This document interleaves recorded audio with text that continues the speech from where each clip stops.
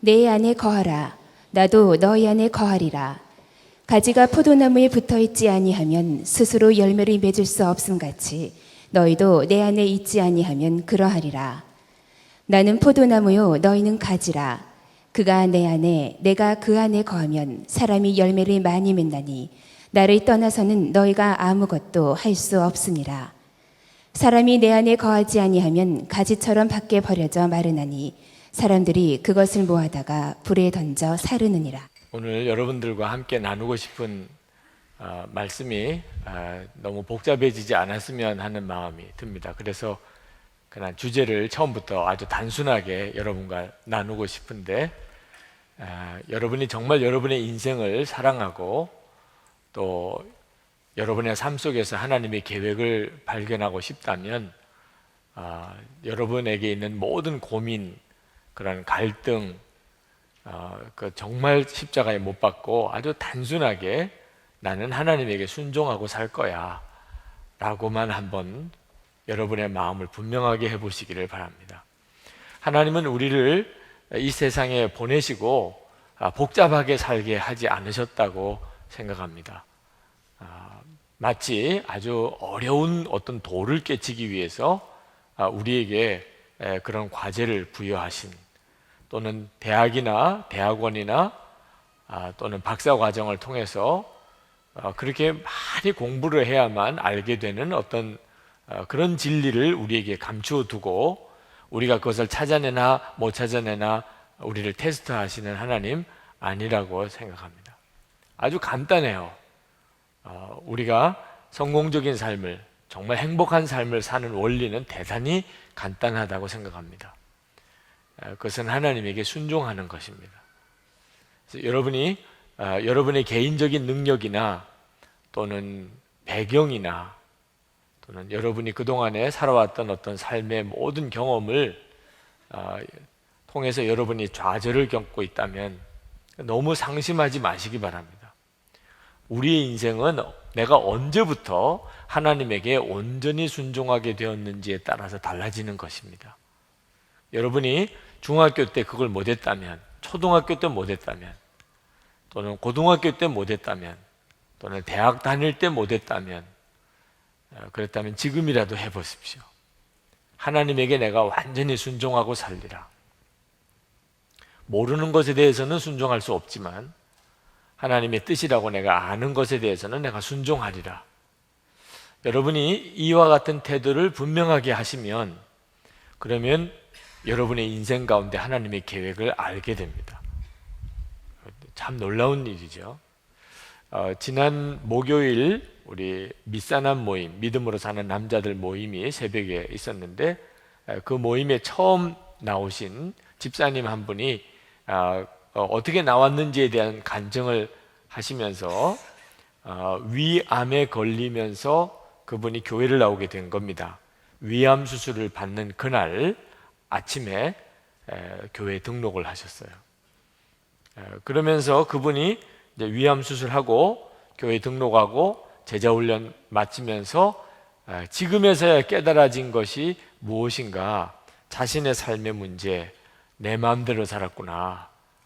오늘 우리 간증에서, 양육 간증에서도 똑같은 이야기를 하셨지만 내 마음대로 살았었구나. 그게 가장 큰 문제였다는 것을 비로소 알았다고 고백을 했습니다. 다 마음대로 살고 싶어요. 우리 모두가 다. 할 수만 있으면 내가 원하는 대로 살고 싶어요. 공부도, 또 결혼도, 직장도 다 내가 원하는 대로 하고 싶어요.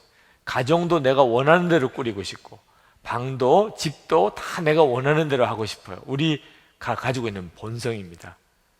여러분, 사형리 보시면 알지만 내가 주인이 되어진 사람의 삶은 뒤죽박죽입니다.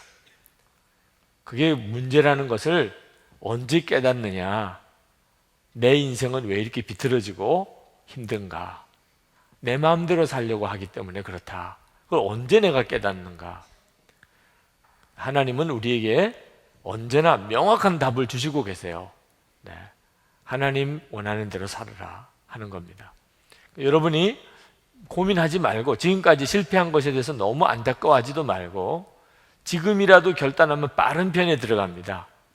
여러분이 지금이라도 결단하면 굉장히 빠른 편에 들어가요. 왜냐하면 사람들이 대부분 늦게 깨닫습니다. 나는 이제 내 마음대로 살지 않을 거야. 그래서 여러분의 모든 삶 속에서 여러분이 원하는 거 다 십자가에 못 박고 나는 하나님이 원하는 대로 살 거야. 이 점만 분명하게 하고 그 결단한 거 난 다음에 계속해서 그렇게 사는 것이 여러분에게 이제 일상화되어야 합니다.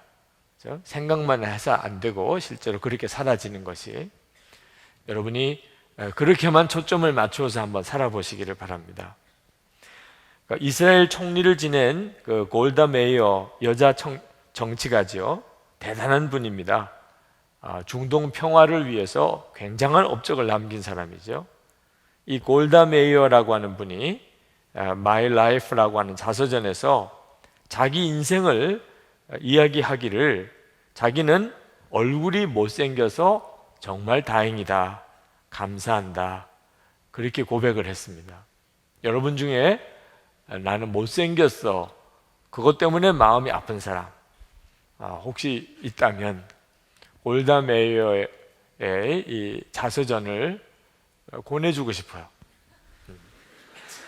골다 메이어는 자기 얼굴이 못생겼기 때문에 자기 인생은 굉장히 단순해졌다는 겁니다. 그러니까 만약에 자기 얼굴이 이뻤다면 뭐 데이트 신청도 많이 받았겠고, 그리고 이런저런 가능성에 대해서 많이 모델할까, 뭐 배우할까, 뭐 여러 가지 고민도 많았겠는데 자기는 얼굴이 못생겨서 누구도 자기한테 데이트 신청하는 사람이 없었기 때문에 그는 그저 오직 열심히 공부했고 열심히 기도했을 뿐이라. 하나님이 자기를 정말 이스라엘의 탁월한 여자 정치인으로 그리고 총리로 그를 세우셨다고 그는 그렇게 썼어요. 그러니까 하나님께서 여러분에게 혹시 여러분이 기대하는 것을 주시지 않았다면 그러면 여러분을 하나님이 더 굉장히 강하게 쓰시려고 격가지를 치고 있는 겁니다. 쓸데없는 데 신경 쓰지 않도록. 저는 노래도 못 부르고 춤도 못 부르니까 못 추니까 저는 연예인으로 될 생각은 애초에 안 했어요. 그러니까 목사로서 계속 이렇게 뻗어갔잖아요. 혹시 여러분도 노래 못하고 춤 못 추는 사람, 하나님이 분명하게 정리해 주셨죠. 고민할 필요가 없잖아요. 누가 나를 이렇게 좀 택해서 무슨 뭐 영화에 출연시킬까, 또는 뭐 나를 가수로 곡을 취입하게 할까, 그런 고민할 필요가 없잖아요. 그죠?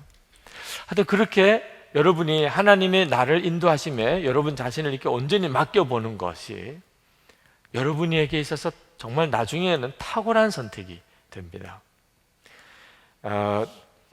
여러분 자신을 위해서 사는 것을 버린다는 것이 여러분에게는 좀 쉽지 않아 보이지만, 그러나 우리보다도 조금이라도 더 선진국이라고 하는 나라는 기본적으로 그게 중요한 덕목이에요.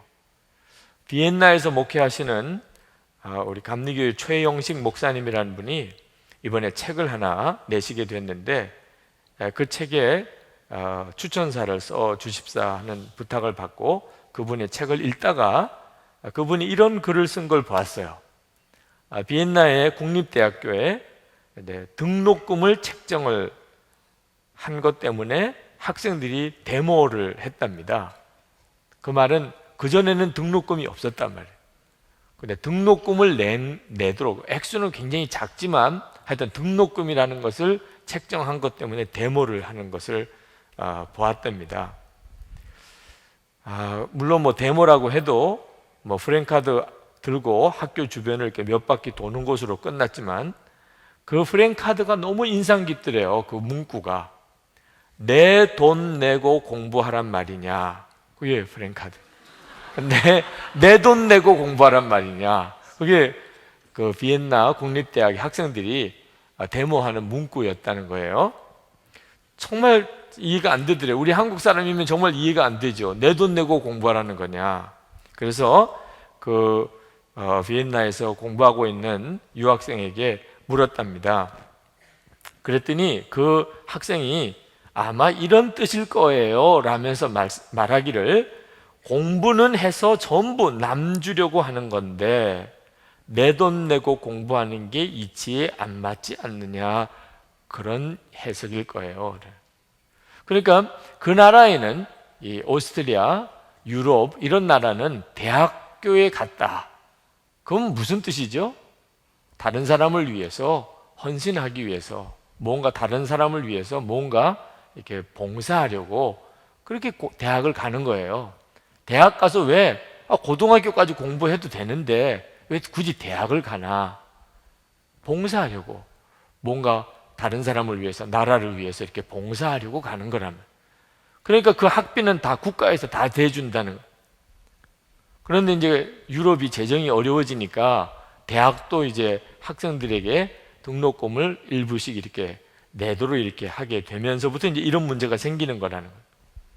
그 해석을 해준 학생의 말이 전적으로 다 맞는 건지는 잘 모르겠지만, 최영식 목사님 글에 그 학생이 말한 그런 의도인지는 자기는 잘 판단하기가 어렵지만, 만약에 그렇다면 그들이 데모하는 것에는 일리가 있겠구나 하는 생각을 했었다고 그렇게 쓰고 있어요. 자, 우리나라 같은 경우에는 대학 왜 공부해요? 왜? 나 잘 먹고 잘 살기 위해서 대학 가는 거예요. 그렇죠? 나 잘 살고 잘 먹고 가기 위해서 대학 들어가는 거죠. 기본으로 가지고 있는 생각입니다. 물론 여기 있는 여러분들이야 전혀 그렇게 유럽에 있는 학생들처럼 다 나라 위해, 다른 사람 위해서 우리는 대학을 다녔었지만 일반적으로는 그렇지 않단 말입니다.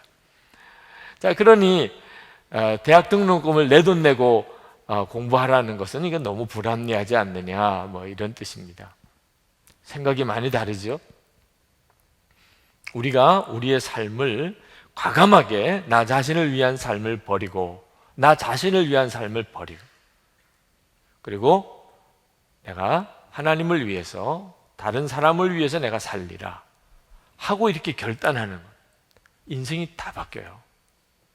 결혼도 똑같아요. 결혼 주례, 어제도 주례를 했는데 우리 최태준 간사 젊은이 교회로부터 너무 표창을 받을 분위기더라고요. 네, 우리 다정히 데려가줘서 고마워요, 이렇게 어제 영상으로 이렇게 나왔더라고요. 네, 고맙지요, 그죠? 우리 중에 누구를 데려가 준 게 너무 감사하죠. 근데 결혼을 하면서 불행하게 사는 이유는 전부 다 자기가 행복하기를 원하는 마음을 안 버리고 있기 때문에, 나 행복하게 해줘 이런 마음 때문에 불행하게 사는 거예요. 전부 그렇습니다. 처음 결혼할 때 그때의 마음, 상대방을 행복하게 해주고 싶다, 그 마음만 가지고 있다면 싸울 일이 하나 없어요. 결혼하고 난 다음에 나는 내 남편 된 이 형제를 행복하게 해줄 거야, 나는 내 아내가 된 이 자매를 행복하게 해주고 싶어, 이런 마음만 가지고 결혼한다면 싸울 일이 없죠. 근데 마음이 싹 바뀝니다. 금방 바뀌어요. 나 행복하게 해줘 이렇게 되면서부터 이제 결혼 생활은 정말 힘들어지기 시작합니다. 우리의 인생도 마찬가지입니다. 우리가 하나님을 진짜 믿고, 그리고 이 세상이 전부가 아닌 것을 정말 믿으면 굳이 내가 이 세상에서 행복하려고 하는 목적을 고집할 필요가 없어요. 그게 내가 행복하려고 해서 되는 게 아니니까 그렇습니다. 그건 하나님에 의하여 주어지는 것이에요. 그러니까 내가 내 행복을 위해서 애쓸수록 하나님은 더 이상 나에게 뭘 역사를 못 하십니다. 내가 내 행복을 위해서 노력을 하고 있는 동안 하나님은 나에게 관여할 이유가 없어져요. 근데 내가 나의 행복을 주님께 다 맡겨버리고 나는 하나님을 순종하고 그리고 사람들을 위하여 살기 시작하면 그때부터 하나님의 역사를 경험하게 되는 것입니다. 그러므로 여러분에게 여러분의 인생을 한번 그렇게 초점을 맞추시기를 도전합니다. 하나님에게 순종하는 것, 거기에는 다른 사람을 위해서 사는 게 포함이 되어 있습니다. 자, 오직 나는 순종만 하겠습니다 라고 하는 이 결단은 믿음에서부터 나옵니다. 예수님에 대한 믿음에서부터 나와요.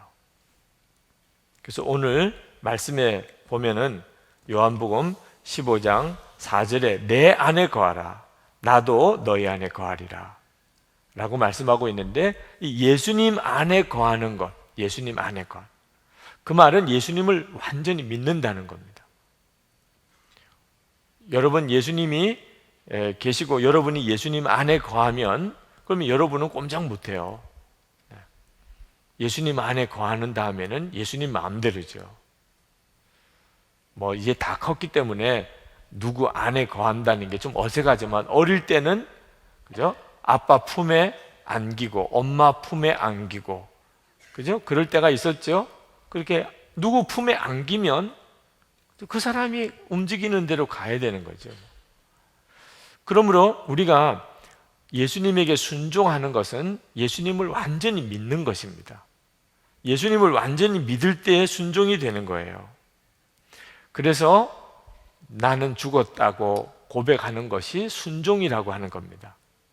순종은 도대체 뭘 어떻게 하는 거냐? 잘 모르겠으면 나는 죽었다고 고백하는 거예요. 가정에서 내가 하나님에게 순종한다. 부모님을 향하여 나는 죽었습니다. 또는 형제들에게 나는 죽었습니다. 나 자신에 대해서 죽었음을 내가 고백하고 믿는 거예요. 그게 순종이에요. 그러면 뭘 해야 될지가 분명해지는 것입니다. 물론 약간의 오해가 있어요. 아까도 나는 죽었다고 했는데 그러면 나는 어떻게 하나, 영성일기 쓰시라 그러니까 죽은 자가 무슨 일기를 쓰느냐고 이래가지고 또 문제가 된 경우도 있긴 합니다. 네. 참 사람의 마음이 교묘해요. 네. 나는 죽었는데 예수님과 함께 무슨 일기를 쓰느냐 이래가지고 또 제 속을 이렇게 뒤집어 놓는 경우가 있었는데, 그 나는 죽었다는 말은 아무것도 안 한다는 뜻이 아니고 이제는 완전히 주님께 순종한다. 내 생각, 감정, 취향 이 모든 건 이제 끝났다는 거죠. 주님이 하라는 대로 예수님만을 온전히 믿고 맡기는 겁니다. 그럴 때 처음에는 위기가 와요. 우리가 처음 믿고 순종하기 시작하면, 삶을 그런 패턴으로 만들어가기 시작하면 삶의 위기가 옵니다. 지난 주일에 지구촌 교회 진재영 목사님 설교 중에 그런 식의 표현을 쓰셨는데 재미있더라고요. 어린 아이가 과자를 가지고 있는데 이제 엄마랑 할머니랑 다 옆에 있고, 아빠가 입을 크게 벌리면서 아 하고 이렇게 입을 크게 벌리듯 과자를 가지고 있는데, 이 아이에게는 인생의 심각한 시험이 된 거예요. 네. 아빠가 자기가 들고 있는 과자를 달라고 입을 크게 벌리고 아 하는 이 기가 막힌 현실 앞에서 어떻게 해야 되냐 말.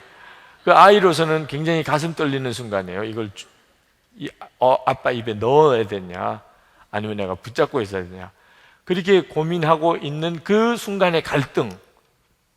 그러다가 이 아이가 아빠에게 그 과자를 입에다가 이렇게 넣습니다. 그때 뭐 얼마나 손이 바들바들 떨리겠어요.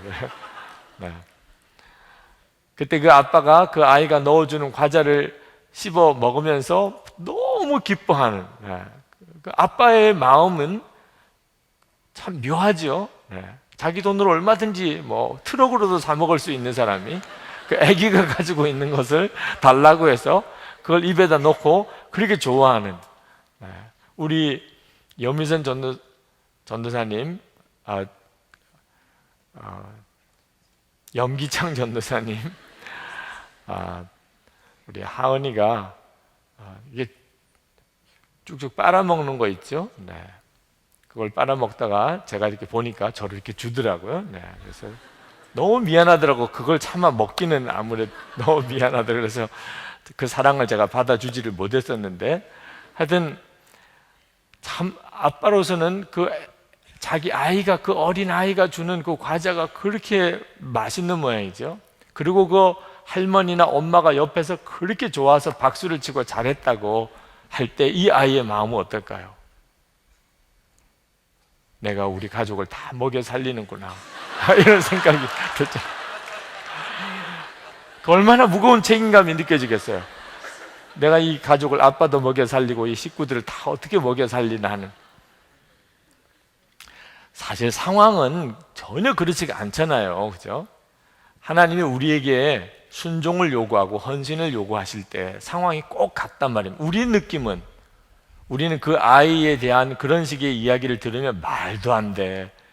어떻게 그 어린 아이가 아빠를 먹여 살린다고 생각할까? 근데 우리에게 하나님이 만약에 너희들이 어떤 일을 위하여 선경금을 내라, 또는 건축원금을 내라, 또는 어떤 특별한 어떤 헌금을 내어서 어떤 일을 해보라 한다면 여러분은 틀림없이 그런 생각을 할 거예요. 이걸 내가 어떻게 다 감당해? 이거 우리들이 이걸 다 해야 되는 거야? 이런. 그때 하나님 얼마나 기가 막힐까요? 그 과자 하나 아빠 입에 넣어주는 것조차도 이미 하나님의 부모님의 은혜 가운데 이 아이는 있는 거예요. 그죠? 우리도 하나님 앞에 꼭 기억해야 합니다. 하나님이 여러분에게 어떤 순종을 원하고 여러분 자신을 위해서 살지 말고 하나님을 위해서 완전히 헌신하라고 할 때, 그때 그 순간조차도 하나님의 은혜 안에 있기 때문에는 가능한 것이에요. 그걸 정말 알아야 돼요. 그 어린 아이에게 있어서 과자 하나가 그 아이에게 있어서는 정말 손이 떨리는 거죠. 갈등이 오는 거예요. 심각한 삶의 위기 상황입니다. 이 과자를 아빠 입에 넣어 말어. 우리가 하나님 앞에 순종해 말어. 똑같아요.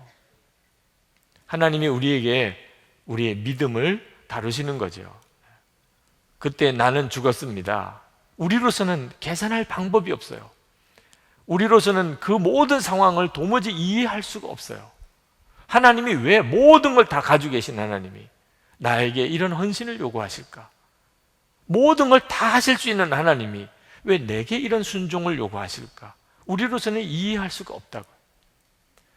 그러므로 나는 죽었습니다. 예수님, 나는 죽었습니다. 내 판단과 생각과 계획을 주님과 함께 십자가에 못 박고, 그리고 오직 주님 원하시는 대로만 순종하기로 결단한 자만이 순종할 수 있는 거예요. 그리고 그 뒤에 하나님이 이런 놀라운 계획을 가지고 계셨군요. 이렇게 경험하게 되는 겁니다. 여러분, 예수님께서 제자들을 세상에 보내실 때 고난을 당할 거라고 분명히 말씀하셨어요. 고난 당할 거라고 그랬습니다. 여러분, 예수 믿고 그리고 하나님의 말씀대로 순종할 때 고난 당할 것을 각오하셔야 돼요. 편안하게 살 걸 생각, 고생은 좀 피하려고 생각하고, 이런 마음 가지면 순종 못합니다. 오늘 이 시간에 나 고생할 거야, 주님만 함께 하신다면, 주님이 원하시는 길이라면 나 어떤 어려움도 괜찮아, 주님 다 드릴게요. 여러분이 이렇게 마음을 분명하게 정리하시면 길이 너무 쉬워요. 보입니다. 하나님이 역사하는 그 길이 보여요. 순종의 경험을 살아가는 동안에 여러분이 몇 번의 좀 어처구니 없는 일도 경험하기도 합니다. 누구나 다 할 수 있는 일이라면 뭐 순종이 다 하게요. 수다장이 예수님, 임민택 집사님이 쓰신 책 서점에도 있는데 너무너무 재밌어요. 네. 그 집사님 책 중에 요런 부분이 나옵니다. 어느 날 문득 내가 전도를 한 사람도 못했구나 하는 생각이 들었어요. 그 집사님에게는 충격이었어요. 너무 주님께 죄송하고 창피했었습니다. 그래서 그 다음부터 이제 전도 신문을 들고 전철역에 가서 또 지하철을 타고 다니면서 지나가는 사람들에게 좋은 하루 되세요 이러면서 이제 나눠주는 전도를 했었는데, 어느 날 3호선 전철 안에서 어느 미친 아주머니를 만나게 됐습니다. 그 아주머니는 사람들이 듣던 말든 그냥 자기 혼자서 큰 소리로 뭐 대통령 이야기부터 뭐 온갖 다양한 이야기를 막 중얼중얼 대. 사람들은 그 아주머니를 힐끔 쳐다보면서 웅성웅성거리고 그러고 있는 그런 분위기에 그 아주머니를 만났어요. 그래서 그 아주머니를 위해서 기도를 시작을 했습니다. 정말 마음이 뜨거워지더래요. 사탄의 영혼에 갇혀있는 그 아주머니에게서 사탄이 물러가기를 기도했습니다. 사탄아, 물러가라. 저 영혼을 사로잡고 있는 악한 영은 떠나갈지어다, 뭐 이런 마음으로 기도를 하는데 놀라운 역사가 벌어지는 것이, 그 아주머니가 막 큰 소리로 중얼거리던 소리가 싹 적어지더라고. 조용하게 되더라는 거예요. 그래서 더 용기를 내어서 이게 뭐야, 진짜 기도에 역사가 있구나. 그래서 그 아주머니를 이제는 똑바로 응시하면서 대적 기도를 하는데, 아주머니가 말하는 것을 완전히 멈췄어요. 기도를 안 하면 또 소리를 내고, 기도하면 또 멈추고. 정말 그때부터 이 임민택 집사님에게 막 눈물이 흐르기 시작하는 겁니다. 하나님이 이 영혼을 나에게 오늘 맡기셨구나. 그 영혼의 그 불쌍함을 생각하면서 기도하는데 막 눈물이 나더래요. 그 아주머니를 쳐다보는데 눈물이 나더래요. 그 전철 안에 많은 사람들이 있었지만 다른 사람은 전혀 의식이 안 되고 그 아주머니만 바라보아지는 겁니다. 그런데 그 종착역 수소역에 다다르자 이제 아주머니가 내리시는데, 교회로 모시고 가야 되겠다, 아니면 전도라도 해야 되겠다. 그러고서 그 아주머니를 따라 내리면서 아주머니 저와 같이 가세요 그러면서 이렇게 크게 부르니까 그 아주머니가 따라오지 말라고 하면서 빠른 걸음으로 도망을 가시더랍니다. 결국은 그 아주머니를 만나지는 못했지만 너무 마음이 떨리면서 그날의 그 경험이 너무 놀랍고, 기도의 힘, 예수님의 마음, 그런 것이 막 너무 강하게 자기 마음에 들어오더래요.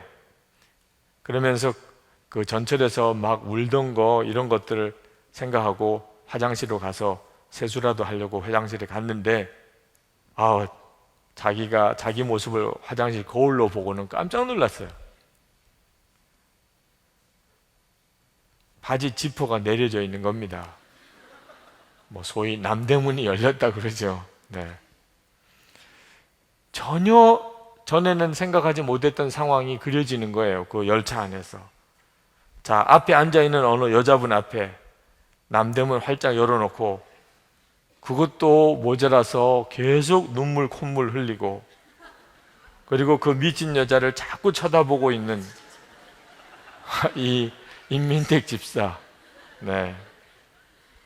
그러면서 그 지퍼가 열린 채 아주머니를 크게 부르면서 따라 나가는 이 집사님을 도대체 다른 사람들은 어떻게 보았을까? 그러니까 주변에 있는 사람들은 그 열차 안에 미친 사람이 두 사람 있었던 거죠. 한 사람은 막 이상한 말 중얼거리는 아주머니하고, 그리고 앞에 지퍼를 열고 갑자기 울고 그러는 이 남자분하고, 뭐 이런 생각이 드니까 그 아주머니는 어떻게 생각했을까? 자기가 얼마나 무서웠을까? 앞에 지퍼를 연 채로 계속 자기를 쳐다보고 계속 울고, 그리고 막 따라 나오면서 이야기를 걸려고 하는 자기를 얼마나 무서워서 그렇게 도망을 갔을까? 뭐 이런 생각을 그 책 속에서 이렇게 했어요. 그 에피소드를.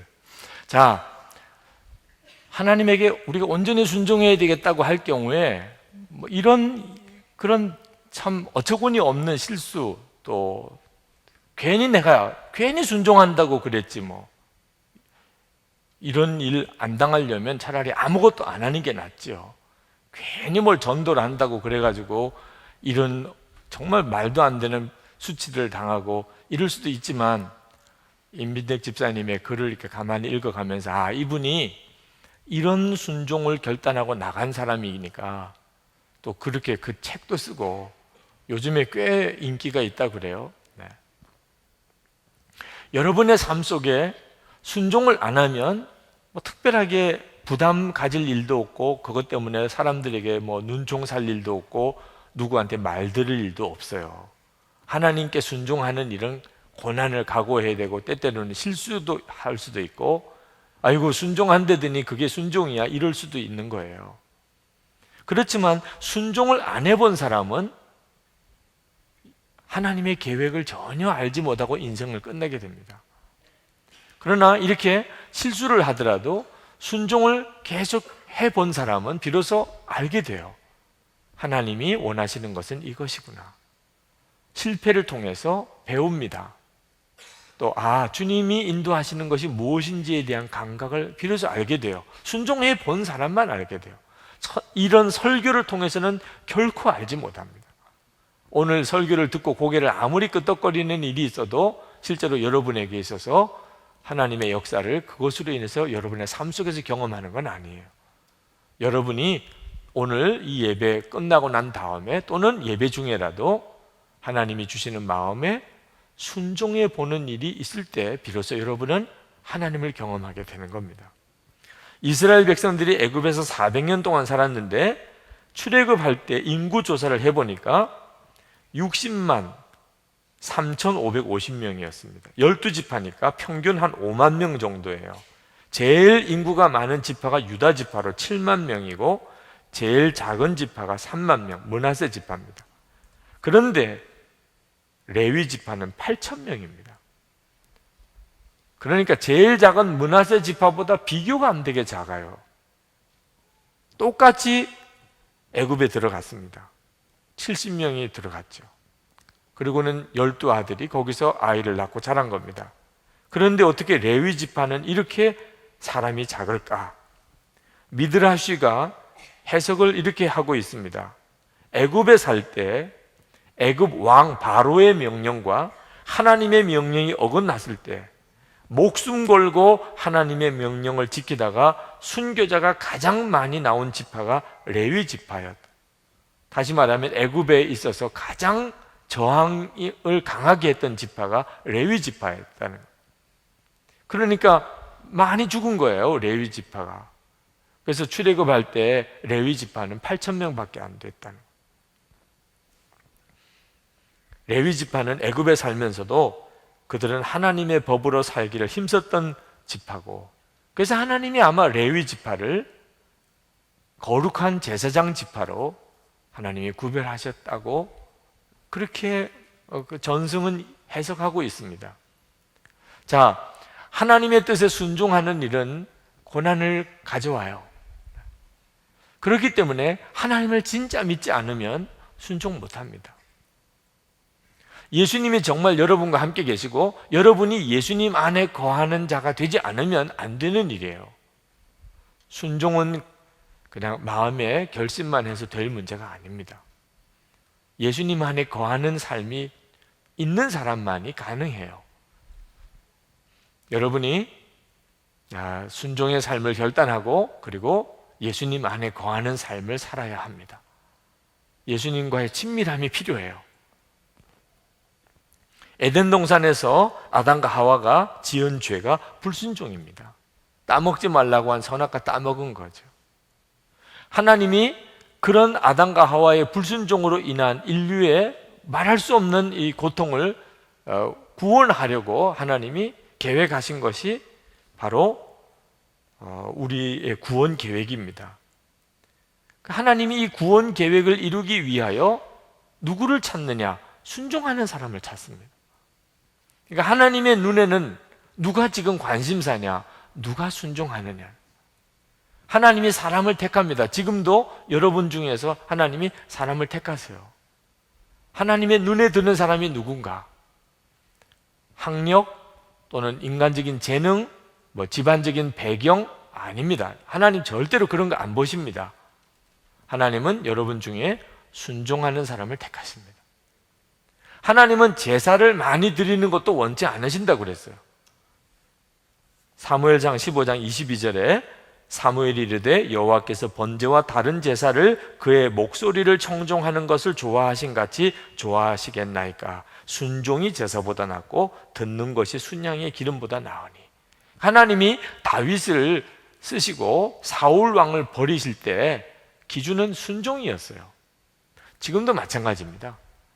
여러분이 오늘 하나님의 눈에 드시기 바랍니다. 네. 하나님이 여러분을 이렇게 쭉 훑어보시다가 하나님의 마음이 여러분에게 딱 가시는. 언제? 하나님 제가 순종할게요. 하나님 제 평생 이제 하나님께 순종하고 살겠습니다. 여러분 혼자서 조용히 기도하지만 그러나 하나님은 정확히 아시죠. 하나님이 듣고 싶은 기도, 오늘 순종하겠다고 하는 기도입니다. 뭐 해주세요, 뭐 응답 주세요, 뭐 만나게 해주세요, 뭐 길 열어주세요. 많은 기도가 있겠지만 하나님의 귀에 딱 들어오는 기도는 하나님, 제가 이제부터 하나님에게 완전히 순종하겠습니다. 수지 맞는 사람입니다. 그런 기회를 여러분 놓치지 마시기 바랍니다. 네. 베드로는요, 예수님과 함께 감옥에 가도 죽을 각오도 되어 있다고 장담했어요. 예수님 냉정하게 나 오늘 닭 울기 전에 3번 부인할 거다 그러셨습니다. 그러니까 여러분이 순종하겠다고 해도 하나님은 아세요. 여러분의 힘으로 못한다는 걸. 네. 그렇지만 예수님은 베드로가 감옥에도 가고 죽기도 하면서 주님을 버리지 않겠다고, 따르겠다고 했던 그 마음을 귀하게 받으셨어요. 베드로가 예수님을 3번씩이나 부인할 것 주님은 아셨어요. 그러나 베드로 위에 기도해 주셨어요. 내가 돌이킨 후에 내 형제를 굳게 하라. 내가 오늘 닭 울기 전에 나를 3번 모른다고 부인하겠지만 내가 너를 위해 기도하였다. 그러니까 여러분이 오늘 하나님, 저 순종하겠습니다. 하나님이 여러분을 아세요. 순종 못할 거를. 또 무슨 문제가 생기면 또 마음이 흔들리고, 돈 문제가 생기면, 또 결혼 문제가 생기면 또 마음이 흔들리고 이럴 걸 아세요. 그렇지만 오늘 여러분이 하나님, 제가 순종하겠습니다. 하나님, 이렇게 기도하면 하나님이 여러분을 위해서 기도해 주십니다. 네. 그래서 여러분이 그 고비를 이기게 돼요. 그러나 결단하지 않은 사람에게는 주님이 역사할 수가 없어요. 순종을 우리 힘으로 할 수는 없어요. 그렇지만 결단을 안 하는 사람에게 주님은 어떻게 해줄 수가 없어요. 여러분이 순종하겠다고 하는 고백은 결혼과도 같아요. 하나님, 제가 이제부터 주님께 완전히 순종하겠습니다. 그 말은 결혼이에요. 결혼. 자, 결혼하기 전에 남녀는 언제든지 헤어질 가능성이 있습니다. 결혼식을 하고 난 다음에는 싸워도 그냥 부부예요. 그렇죠? 요즘에는 이혼이 워낙 일상화되어 있긴 합니다만, 그러나 하나님의 계획에 의하여 결혼은 중요한 의미가 있어요.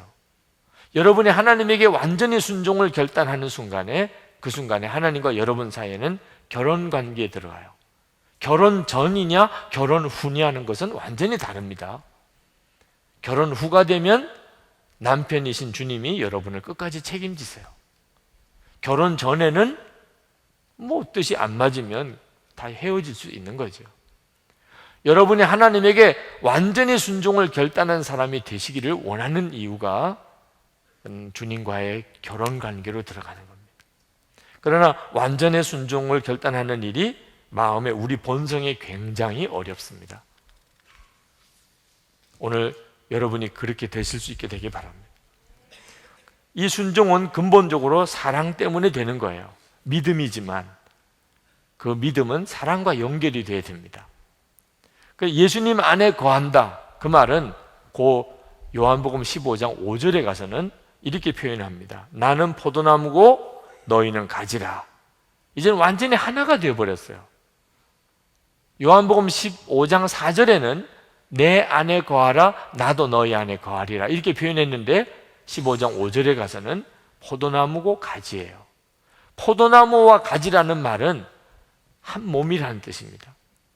예수님과 나는 이제 더 이상 뗄래야 뗄 수 없는 하나예요. 그건 사랑을 말합니다. 나는 예수님을 이제 사랑해요. 그러면 순종은 그냥 나옵니다. 결혼식 주례할 때 자매에게 묻습니다. 이 형제에게 순종하겠느냐? 그러면 순종하겠다고 그래요. 그 순간에 안 하겠다고 하는 사람 한 사람도 못 봤어요. 네. 물론 어떤 사람은 진심으로 하겠다고 하고, 어떤 사람은 정말 그 자리이기 때문에 하겠다는 사람이 있다고도 느껴져요. 그렇지만 순종하겠다고 진심으로 고백하는 그 자매를 보면 놀랍다는 생각이 들어요. 어떻게 한 남자에게 순종하고 살겠다고 할 수 있을까? 사랑하기 때문입니다. 사랑은 순종을 하게 만들어요. 만약에 사랑하지 않다면 안 될 일이죠. 자, 여러분, 우리 자매들, 형제들을 한번 쭉 둘러봐요. 네. 어느 형제에게 순종하겠어요? 지금 정신으로는 순종할 사람 한 사람도 없지요. 사랑하게 되면 달라집니다. 사랑하게 되면 그러면 순종하게 돼요. 예수님과 우리 사이의 관계도 꼭 같습니다. 여러분이 완전한 순종을 결단하기가 어려운 것은요, 주님과의 사이가 아직도 사랑이 아니기 때문에 그렇습니다.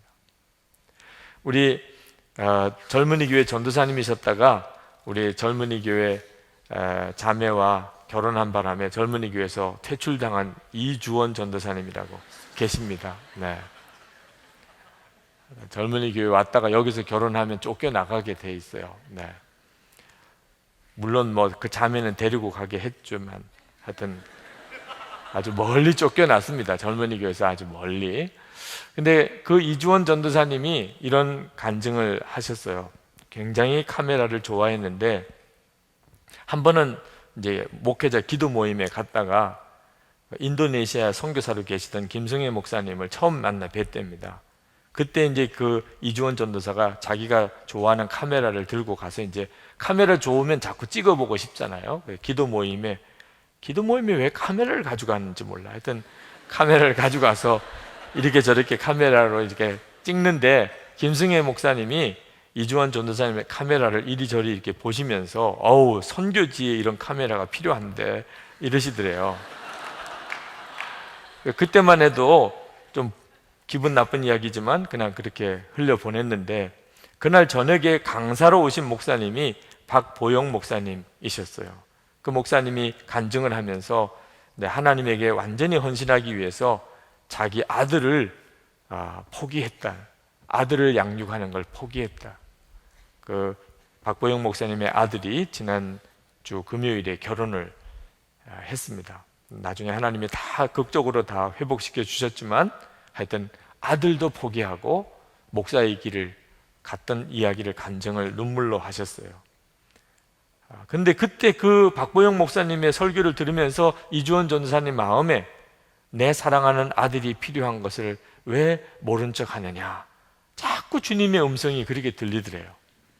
이 카메라를 선교사님이 선교지에서 필요하다는데 너는 왜 그것을 자꾸 외면하느냐. 기도를 하면 더 그런 마음이 강하게 들고, 그래서 결국은 견디다 못해서 카메라를 가방에 넣고 렌즈도 가방에 넣고 그리고 선교사님이 기도하는 곳으로 갔대요.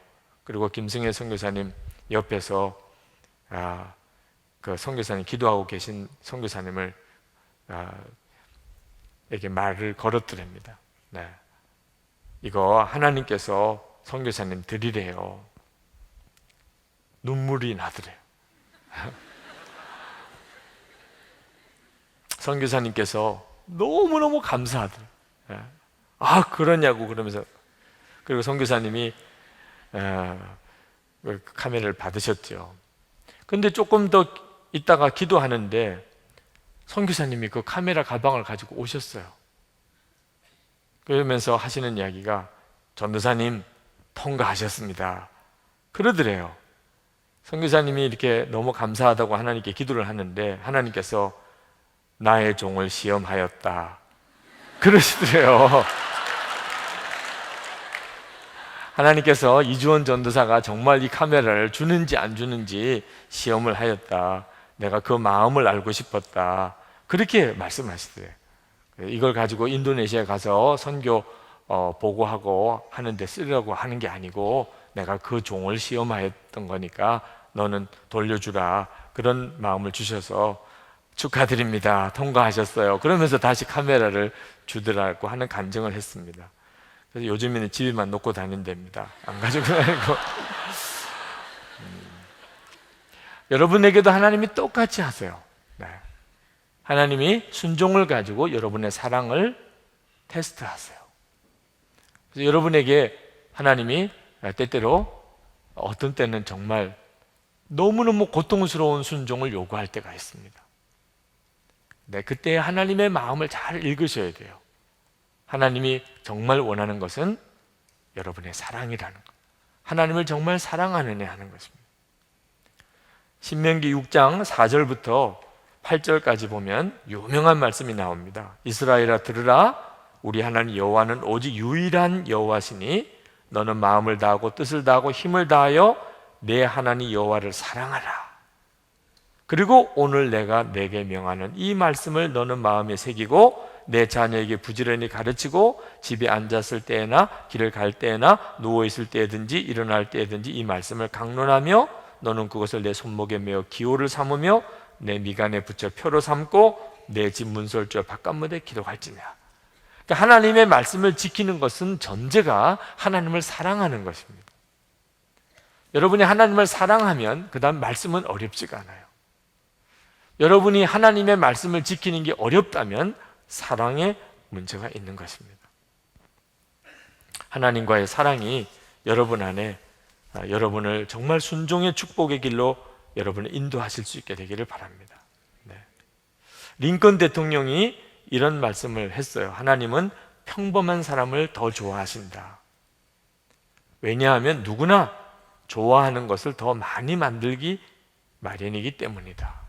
이 세상에 평범한 사람이 많은 거 보면 하나님은 평범한 사람을 더 좋아한다는 걸 알 수가 있다. 그러셨는데 이걸 깨닫기가 쉽지 않아요, 우리가.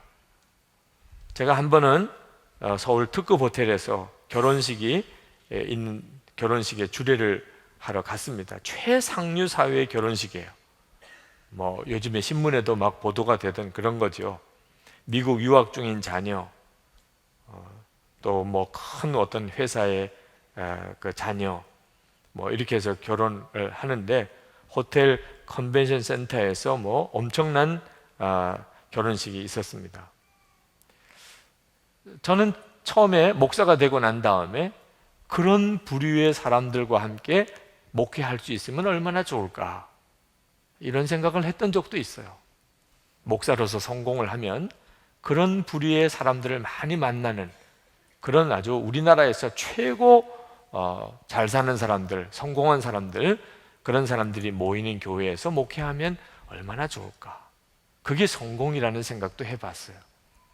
근데 그날 제가 결혼식 주례를 이렇게 하고 돌아오면서 제 마음속에 너무나 선명하게 이건 진짜 행복이 아니야 라는 생각이 들더라고요. 결혼식 주례를 하면서 저는 그저 마치 뭐 어떤 기계의 부속품 같은 느낌이 들어요. 그 짜놓은 순서에 의해서 저를 진정으로 존경하고 또 제가 하고자 하는 하나님의 선포하는 말씀을 정말 듣기를 원하고 그리고 정말 복을 빌어주는 그 기도를 사모하는 마음이 별로 없어요. 다 결혼식에 주례가 있어야 하니까 저를 택한 것 같더라고, 느낌이. 이런 분위기에서의 이런 겉으로 보기에 대단한 결혼식이 무슨 의미가 있을까 하는 생각이 들더라고요. 정말 평범해 보이지만 평범한 사람들 속에 하나님의 계획이 훨씬 더 크다는 것을 느꼈어요.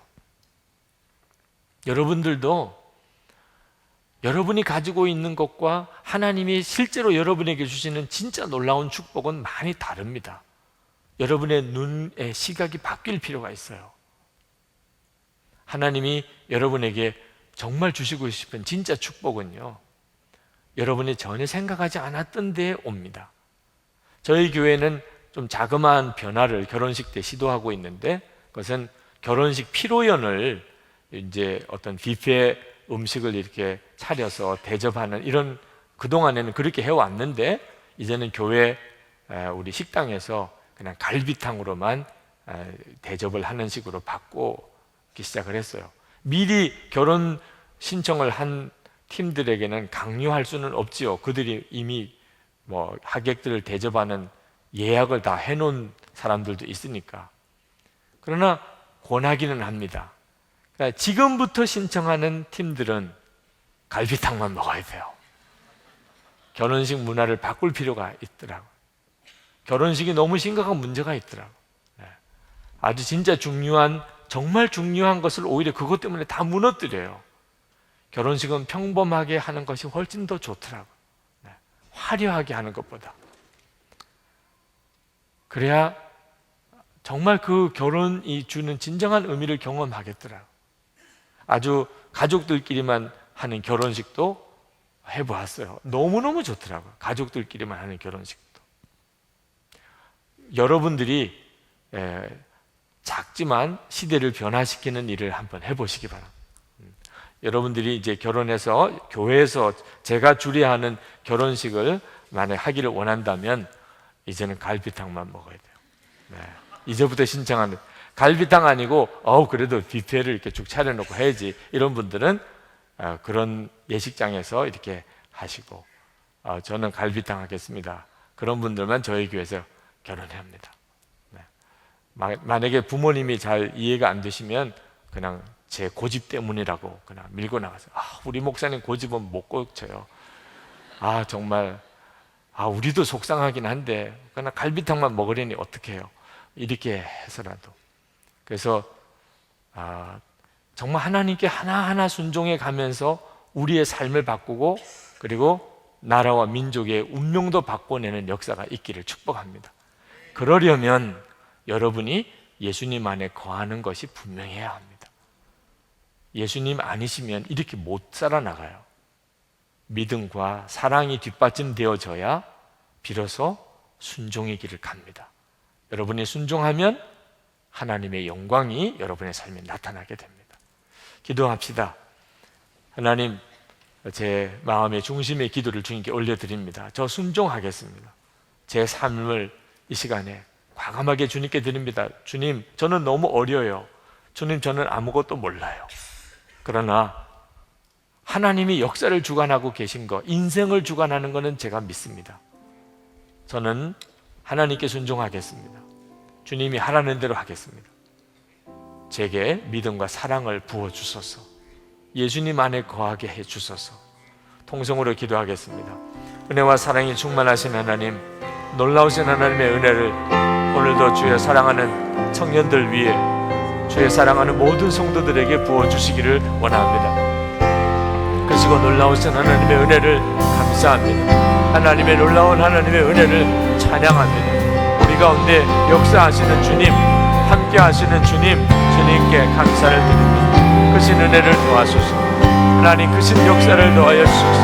하나님, 우리의 삶을 주님께 하나님 온전히 하나님 드립니다. 주의 사랑하는 젊은이들 안에 주의 성령님 역사해 주시고, 눈 열어주시고, 하나님의 나라를 보여주시고, 주님을 온전히 사랑하며 완전히 신뢰하며 예수님 안에 거하게 하시고, 예수님 우리 가운데 역사해 주시기를 원합니다. 우리 안에 많은 실패와 좌절이 있지만 걱정하지 않습니다. 우리가 연약하지만 두려워하지 않겠습니다. 예수님, 주님만을 따라갑니다. 주님은 역사를 주관하고 인생을 주장하시는 것을 믿습니다. 아버지 하나님, 사랑하는 청년들을 세워주셔서 믿음의 용사로, 하나님의 축복의 종으로 세워주셔서 저들의 인생을 주님이 이끌어주시고 기름 부어주시고 축복해 하시고 역사해 주시기를 원합니다. 오늘도 하나님 주님만을 의지하고 바라봅니다. 주님 감사합니다. 은혜와 사랑이 많으신 아버지 하나님, 오늘 주의 사랑하는 청년들이 하나님께 예배하려고 다 모였습니다. 하나님, 이 시간에 우리 눈을 더 분명히 주님을 향하여 바라보게 해 주옵소서. 우리는 아무것도 모릅니다. 능력도 없습니다. 그러나 한 가지 분명히 아는 것은 하나님은 살아계시고 역사의 주관자시고 우리의 인생의 생사화복을 주장하시는 것을 믿습니다. 하나님에게만 순종해 살겠습니다. 주여 말씀하소서. 깨닫지 못하여 알지 못하는 것을 순종할 수 없사오니 주여 우리에게 말씀하소서. 주님이 뜻하시는 것을 알게 해주소서. 주님을 온전히 신뢰하고 주님을 뜨겁게 사랑하며 순종의 그 길을 가기를 원합니다. 우리의 인생이 바뀌어지고 우리가 수많은 사람들에게 하나님의 증인이 되고 하나님의 축복의 계획을 살아가기를 원합니다. 오늘 사랑하는 청년들 안에 여러 가지 모양으로 마음이 무너지고 상처받고 좌절한 청년들에게 하나님 생명을 불어넣어 주소서. 우리와 함께 계시는 주님을 바라보는 눈을 뜨게 하소서. 예수님만을 붙들고 일어나게 하소서. 하나님, 모든 일에 감사하며 하나님 항상 기뻐하며 쉬지 아니하고 기도하며 가겠습니다. 하나님, 우리에게 주어진 모든 사람들을 사랑하고 살겠습니다. 청년들 위해 주의 은혜를 부으소서. 진정한 부흥을 주소서. 이 청년들이 한국 교회와 이 민족의 장래를 바꿔내는 하나님의 일꾼들입니다. 하나님 역사해 주소서. 지금은 매우 연약하지만 하나님 믿음의 용사같이 세워주소서. 실패, 좌절이 있겠지만 하나님 두려워하지 말게 하시고 주님을 바라보는 중에 언제나 새 힘을 주소서. 주 예수님 감사합니다. 오늘도 전심으로 예배하고 또 우리의 헌금을 준비하여 하나님께 봉헌해 드립니다. 주님을 사랑하고 주님을 믿고 살고 싶은 우리의 간절한 소원입니다. 하나님 함께 하시고 우리에게 공급하시고 인도하소서. 오직 주님이 인도하시는 그 길로 가게 해주소서. 하나님 축복의 증인이 되게 해주소서. 우리의 연약함이 바꿔져서 믿음 안에 강한 자가 되게 하시고 그리스도의 용사가 되게 해 주옵소서. 가정을 뒤바꾸고 직장을 변화시키고 우리가 만나는 모든 사람들 안에 하나님의 영광을 드러내게 하여 주옵소서. 젊은이 교회 안에 진정한 부흥이 일어나게 하시고 하나님의 용사들이 세워지게 해 주옵소서. 예수 그리스도 이름으로 축복하며 기도합나이다. 아멘.